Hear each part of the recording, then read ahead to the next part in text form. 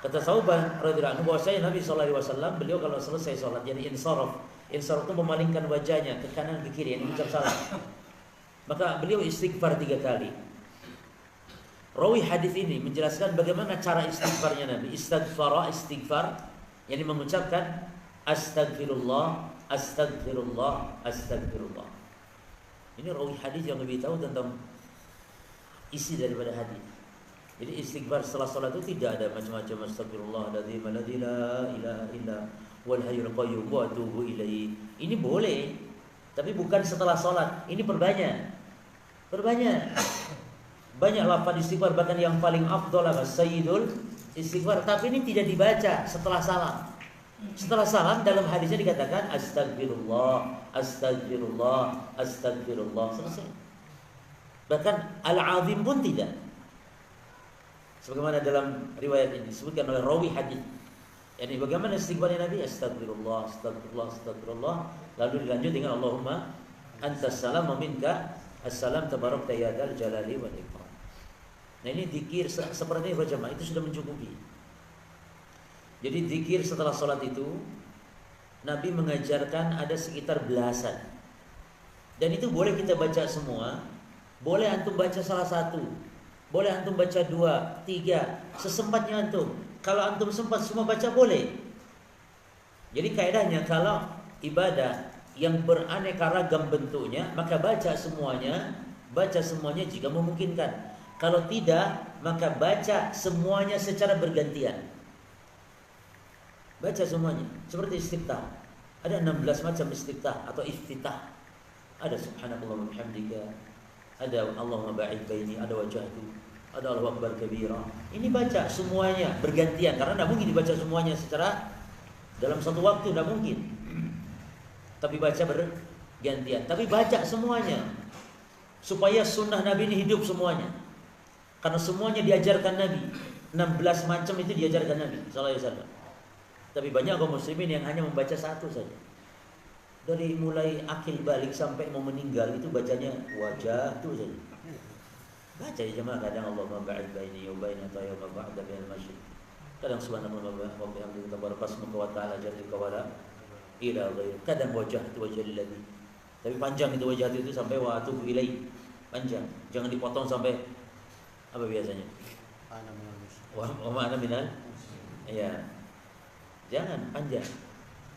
Adapun zikir pagi petang, zikir ba'da shalah itu bisa antum baca semua dalam satu waktu dan bisa antum pilih salah satu. Jadi sebenarnya orang kalau sudah berzikir, membaca istighfar 3 kali, lalu membaca Allahumma antas salam wa minkas salam tabarakta ya dzal jalali wal ikram, itu sudah selesai dia. Sudah dianggap zikir dia setelah salat. Maka mungkin antum punya kepentingan, punya keperluan, baca ya zikir ini. Selesai. Kan ada orang, saya kalau nggak baca zikir semua mendingan nggak usah zikir sekalian. Ini keliru. Nabi ajarkan juga zikir Allahumma la mani'a lima a'tayt wa la mu'tiya lima manata wa la yanfa'u dzal jaddi minka. Ada jadi ditambah lagi la ilaha illallah wa la syarika lah lahul mulku wa lahu hamdu wa huwa 'ala kulli syai'in qadir. Nabi ajarkan lagi zikir yang lain. Tasbih 33, tahmid 33, takbir 33 ditambah 1 menjadi 100 dengan apa? La ilaha illallah wahdahu la syarika lah lahul mulku dan seterusnya. Nah ini semua tuh antum boleh pilih atau antum boleh baca semuanya. Para ikhwan. Tapi yang didahulukan sebagaimana dalam hadis Sauban, Nabi kalau setelah salam itu langsung karena Nabi sallallahu alaihi wasallam idan sarafa min salati langsung istighfar 3. Langsung istighfar 3 kali.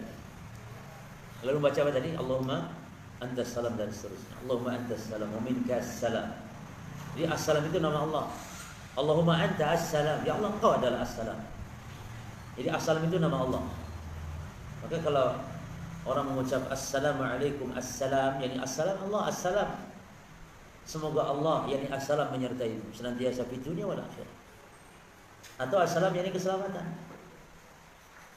Oleh karenanya para ikhwan, diucapkan salam itu antum harus seneng. Jangan ada orang diucapin salam, salam harus sok itu mere duit sekali. Mere salam. Ya, duit 2 juta dengan salam pilih mana? Kalau harus suruh milih loh. Diucapkan salam atau uang 2 juta aja, Bang? Bohong kalau ngomong salam. Tapi hakikatnya salam ya, abad. Nah kita ini diucapin salam kadang tidak senang. Salam terusnya duit sekali mengasih. Subhanallah, salam ini afdal minal mal. Karena assalam, maka tidak boleh kepada orang kafir. La tabda'ul yahud wala nasara bis salam. Kata Nabi, jangan kalian mulai ucapan salam kepada Yahudi atau Nasrani. Ya. Kalaupun antum harus memulai, kata Imam Nawawi, memulai salam kepada Yahudi boleh, Nasrani boleh, tapi jangan assalamualaikum. Kan itu assalamualaikum khusus hanya orang-orang Islam. Maka di antara hak muslim sama muslim apa jemaah? Mengucap salam. Ya. Itu khusus hak muslim, enggak boleh orang kafir diucapkan salam. Kalaupun mau, kata Imam Nawawi, mungkin ada orang yang harus memulai salam, tidak masalah. Memulai salam kepada orang kafir ya tidak masalah. Mungkin dia tetangganya, mungkin dia orang kerabatnya, mungkin yang dia kenal orang kafir, tidak masalah. Tapi bukan assalamualaikum, tapi yang semisal. Sabahakum bil khair, misalnya selamat pagi atau sore atau malam. Ya cuma ada orang kafir malam, pagi, apa maksudnya? Ya pagi, maksudnya. Cuma boleh. Ya. Tapi kalau ucap salam tidak boleh. Baik. Istighfar juga penutup amalan muslim di waktu malam. Makanya kalau malam kita ditutupnya apa? Dengan istighfar. Allah mengatakan wabil asharihum yastaghfirun. Ini sifat orang beriman. Ya. Kanu qalilan minal laili ma yahja'un wa bil asharihum yastaghfirun. Jadi mereka itu sedikit tidurnya di waktu malam, orang beriman. Sedikit tidurnya mereka di waktu malam. Wa bil asharihum yastaghfirun, dan di waktu sahur. Waktu sahur yang dimaksudnya waktu di akhir malam mereka beristighfar. Maka istighfar penutup malam kita jemaah. Allah juga menyebutkan tentang orang-orang yang beristighfar di waktu sahur, wal mustaghfirina bil ashab. Wal mustaghfirin, dan mereka orang-orang yang beristighfar mohon ampun kepada Allah kapan? Bil ashar, di akhir malam. Jadi penutup malam itu istighfar. Maka para ikhwan, hatta walaupun antum bangun malam, mungkin sekedar untuk kencing di waktu malam, tidak sholat, walaupun itu rugi. Harusnya sholat minimal witir 3 rakaat, witir 1 rakaat. Nabi mengatakan, ya ahlal Quran, utiru. Wahai ahli Al-Quran, kata Nabi, berwitirlah kalian. Fa innallaha al-witr yuhibbul witra. Karena Allah itu maha witir. Allah itu maha ganjil. Ulama khilaf ya dalam masalah ini. Apakah al-witr? Al-witr itu nama Allah atau bukan? Sebagian ulama mengatakan al-witr nama Allah. Karena innallaha al-witr. Ya, sungguhnya Allah itu ganjil. Witir, yuhibbul witra. Allah suka, Allah mencintai salat witir. Maka autiru ya ahlal Quran, maka berwitirlah kalian wahai ahlul Quran. Kata Syekh bin Baz rahimahullah, hadis ini menunjukkan bahwa yang namanya witir ini sangat ditekankan bagi para penuntut ilmu. Yani aib, tercela penuntut ilmu kalau sampai meninggalkan witir. Jangan sampai kalah antum dengan orang-orang awam yang tidak ngaji. Yang tidak ngaji mereka masya Allah semangat sholat malam berwitir. Tapi antum penuntut ilmu yang gemar ngaji, suka ngaji malah meninggalkan. Ini aib, kata Syekh bin Baz rahimahullah. Jadi biasakan berarti witir itu tiap malam. Kalau antum tidak bisa, dikhawatirkan tidak bisa bangun malam, witir ya akhi sebelum tidur. Itu wasiat Rasulullah sallallahu alaihi wasallam kepada Abu Hurairah, kepada Abu Darda. Ausini khalili bisalatan. Kata Abu Hurairah, kekasihku Rasulullah wasiat kepadaku 3 hal. Untuk berpuasa setiap bulan, an asuma salasata ayyam min kulli syahr, berpuasa 3 hari setiap bulan, wa an usolli duha rakaatain, dan salat duha 2 rakaat, dan la anam ila ala witir, dan aku tidak tidur kecuali di atas witir, yakni witir sebelum tidur. Ini wasiat. Wasiat itu apa berjemaah? Wasiat itu hal yang sangat urgen yang diperintahkan. Makanya Abu Hurairah mengatakan apa? Ma taraktuhu mundu sami'tu min Rasulillah. Aku enggak pernah tinggalkan. Aku enggak pernah tinggalkan sejak aku mendengar wasiat ini dari Rasulullah sallallahu alaihi wasallam. Jadi antum witir sebelum tidur. Kalau bisa bangun malam afdal. Witir di akhir malam. Karena Nabi mengatakan ij'alu akhir min salatikum bilailil witr. Jadikan kata Nabi akhir penutup salat malammu adalah witir. Afdal kalau mampu, kalau tidak masalah witir sebelum tidur. Seandainya tidak witir dan ini rugi, minimal antum kalau bangun di akhir malam, bangun minimal antum berbanyak istighfar. Astagfirullah, astagfirullah, astagfirullah, astagfirullah. Lebih afdal lagi baca apa? Sayyidul istighfar. Namanya aja Sayyidul istighfar. Sayyidnya istighfar, penghulunya istighfar. Ya. Makanya amalan-amalan ibadah ditutup dengan apa? Istighfar. Apa hikmahnya coba? Kenapa selesai ibadah kita istighfar? Selesai sholat istighfar, selepas Ramadan istighfar. Karena kita memohon ampun kepada Allah dari setiap kekurangan ibadah kita. Dan kita harus merasakan kekurangan. Jangan antum pede, jangan antum merasa amalan saya pasti diterima, tidak.